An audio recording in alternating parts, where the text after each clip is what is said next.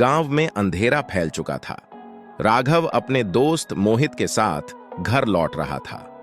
रास्ते में एक घना जंगल था जहां लोगों का जाना मना था, लेकिन राघव ने सुना था कि उस जंगल में एक खजाना छुपा हुआ है। मोहित ने डरते हुए कहा, राघव, क्या हमें इस रास्ते से जाना चाहिए? राघव ने मुस्कुराते हुए कहा, डरने की जरूरत नहीं है मोहित, ये तो बस एक कहानी है। दोनों दोस्त जंगल के अंदर चले गए।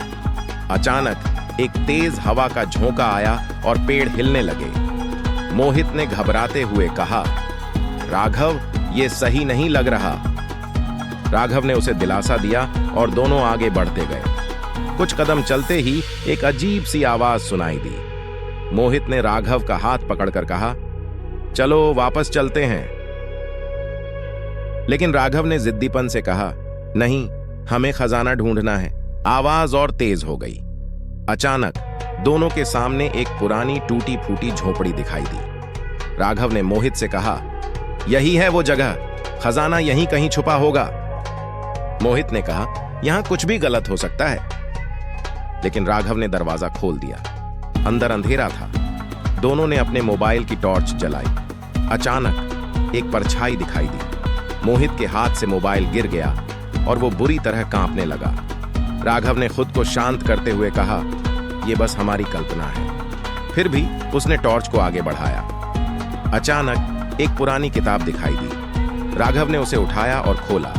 अंदर कुछ लिखा हुआ था, यहां जो आया वो कभी वापस नहीं गया। मोहित ने चिल्लाते हुए कहा, चलो यहां से भागो।